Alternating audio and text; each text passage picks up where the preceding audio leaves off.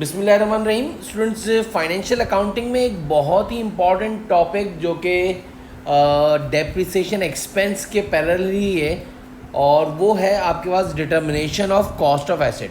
कभी कभार आप देखोगे कि सवाल के अंदर आपको कॉस्ट ऑफ एसेट जो है वो आपको फाइंड आउट करनी होगी और सवाल में आपको जो है 2-3 साल के बाद की आपको जो है नेट बुक वैल्यू दी हुई होगी। और जैसा कि हमें पता है कि नेट बुक वैल्यू का फॉर्मूला होता है cost of asset minus accumulated depreciation equals to net book value. आपके सामने भी एक सवाल मैंने जो है स्क्रीन पे ये लिखा है जिससे we have to find out the cost of asset. बहुत इंशाल्लाह अच्छी तरीके से आपको ये समझ में आ जाएगा और बहुत ज़्यादा आपके ये आगे काम भी आएगा। हर एक जो है स्टूडेंट लेवल पे बहुत ज़्यादा एग्जामिन किया जाता है। सवाल है आपके पास, the net book value of machine on January 1, 2018 is 1,75,000। आपके वो एक मशीन है जिसकी अभी राइट नाउ 1 जनवरी 2018 को जो उसकी नेट बुक वैल्यू है वो 1,75,000 है बच्चों, which was purchase on 1 January 2015, जो कि आपने परचेज करी थी 1 जनवरी 2015 में। याद रहे आपने 1,75,000 की नहीं खरीदी है, आपने 1,75,000 की तो जो है उसकी नेट बुक वैल्यू दी हुई है। और एक और बड़ी इंपॉर्टेंट बात कि 1 जनवरी 2015 में आपने जो है ये मशीन परचेज करी है। अकाउंटिंग ईयर एंड हो रहा है दिसंबर 31, तो 2015 मशीन चल गई, 2016 चल गई, 2017 चल गई और 1 जनवरी 2018 यानी कि दिसंबर 31, 2017 तक के 3 सालों का डेप्रिसिएशन लगाने के बाद जो है आपका नेट बुक वैल्यू जो है 1,75,000 जो है सवाल के अंदर गिवन है। The company use 10% straight line method. The company use 10% straight line method for charging depreciation and accounting year ends on December 31। अब आपके पास अगर रिक्वायरमेंट देखो तो आपके पास you have to find out the cost of machine which was purchased on 1 January 2015। आपने 3 साल पहले ये मशीन कितने की परचेज की थी, number 1। Number 2, find out accumulated depreciation through out it's life, यानी 3 सालों का आपसे एक्यूमुलेटेड डेप्रिसिएशन मांग रहा है। अब मैंने आपके सामने जो है एक बहुत ही आसान वे या स्टेप समझ लो कि बताए हैं जिससे आप आसानी से मशीन की कॉस्ट जो है आराम से फाइंड आउट कर सकते हैं। हमेशा याद रखिएगा एक सपोजिशन लिए, determine the cost of asset which was purchase on 1 January 2015। Let suppose cost of machine is ₹100। हमेशा ज़िंदगी में याद रखिएगा कॉस्ट ऑफ मशीन हम हमेशा ₹100 जो है हमेशा इसको अज्यूम करेंगे, अजम्पशन लेंगे। And the company use 10% straight line method for charging depreciation. जब आप 100 के ऊपर 10% अप्लाई करोगे तो पहले साल का डेप्रिसिएशन जो है ₹10 आ गया, इससे कि हमने सपोजिशन में कॉस्ट ऑफ एसेट जो है ₹100 रखी थी। और जैसा कि आपको पता है 10% स्ट्रेट लाइन मेथड है तो 31 दिसंबर 2015 को पहले साल का डेप्रिसिएशन आपके पास 10 आया, फिर आपके पास दूसरे साल का 2016 का भी ₹10 आया, इससे कि स्ट्रेट लाइन मेथड में हर साल का डेप्रिसिएशन सेम रहता है। और फिर दिसंबर 31, 2017 को या भी आपका डेप्रिसिएशन ₹10 ही आया। इट मीन्स दैट 3 सालों का depreciation 10, 10, 10 which will give you the accumulated depreciation of the 3 years is 30। जो एक्यूमुलेटेड डेप्रिसिएशन आया है वो ₹30 आ गया।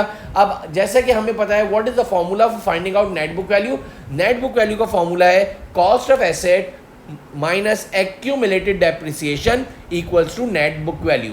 याद रखिएगा कॉस्ट ऑफ एसेट हमें दी हुई है दैट इज 100, जैसे कि हमने सपोजिशन में लिया था ₹100 हमारे पास कॉस्ट है, और एक्यूमुलेटेड डेप्रिसिएशन जो हमने ऊपर 3 साल के बाद का जो निकाला है 3 सालों का दैट इज़ 30। तो हमारे पास जो नेट बुक वैल्यू आई है बच्चों वो आई है दैट इज़ 70। अब मेरा सवाल आपसे ये है, आपको सवाल के अंदर 3 साल के बाद की नेट बुक वैल्यू दी हुई है दैट इज़ 1,75,000। तो अब मेरा सवाल आपसे ये है कि जो 1,75,000 जो कि आपको नेट बुक वैल्यू दी हुई है आफ्टर 3 years, वो हमें मालूम पता चल गया कि वो 1,75,000 70% के बराबर है। आई रिपीट, जो नेट बुक वैल्यू 3 साल के बाद की सवाल के अंदर गिवन है दैट इज इक्वल्स टू 70% बच्चों।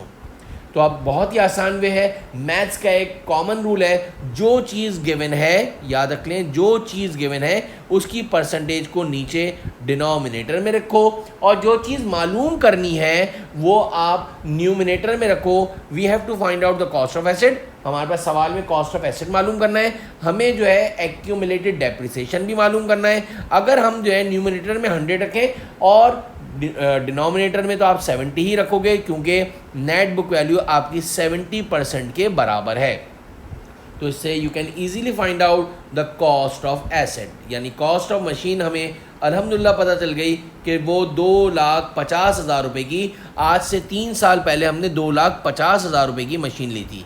एक और प्रूफ ये है कि अगर हम देखें 2,50,000 रुपये हमने जो है एक एसेट 2,50,000 रुपये का लिया था, 3 साल उस पर डेप्रिसिएशन लगाया और अब वो 1,75,000 रुपये की नेट बुक वैल्यू है। इट मीन्स दैट कि 3 सालों का डेप्रिसिएशन जो है वो 75,000 रुपीज़ आया है। और इसका प्रूफ ये है कि अगर आप एक्यूमुलेट डेप्रिसिएशन जो है जो कि 30% के बराबर है, वो 30 आप जो है न्यूमिनेटर में रखें और डिनोमिनेटर में तो आप वही रखेंगे, दैट इज़ 1,75,000 बराबर है 70% के, तो आपके पास easily find out the accumulated depreciation, जो कि आपका प्रूफ भी हो रहा है। एक और भी प्रूफ का तरीका है, अगर आप इसको रिकंसाइल करना चाहें।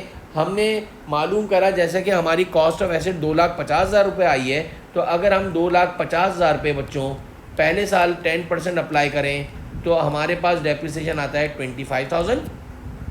यह आ गया दिसंबर 31, 2015 का।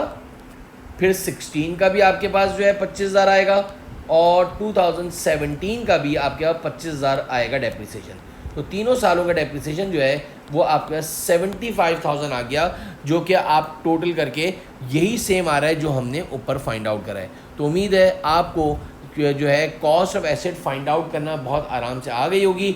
और इसके सपोजिशन में याद रख लीजिएगा कि हमेशा कॉस्ट ऑफ एसेट को आप 100 रखिएगा। एक और बात, अगर company 10% diminishing balance method use कर रही होती, अगर इस सवाल में company 10% diminishing balance method use कर रही होती तो 100 के ऊपर पहले साल 10% लगाते तो 10 रुपीज़ आता, फिर 100 में से आप पहले साल का डेप्रिसिएशन 10 माइनस करते तो फिर नेट बुक वैल्यू 90 पे आप 10 लगाते, 10% लगाते तो फिर वो 9 आ जाता, फिर 90 में से आप 9 माइनस करते तो 81 आ जाता, 81 का 10% लेते तो वो आता 8.1, यानी पहले साल का 10, दूसरे साल का 9 और तीसरे साल का 8.1, यानी 27.1 आपके पास एक्यूमुलेटेड डेप्रिसिएशन हो जाता अगर कंपनी यूज़ कर रही होती 10% डिमिनिशिंग बैलेंस मेथड।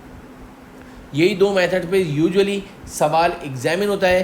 उम्मीद है आपको कॉस्ट ऑफ एसेट जो है फाइंड आउट करना बहुत आसानी से आ गया होगा। Thank you.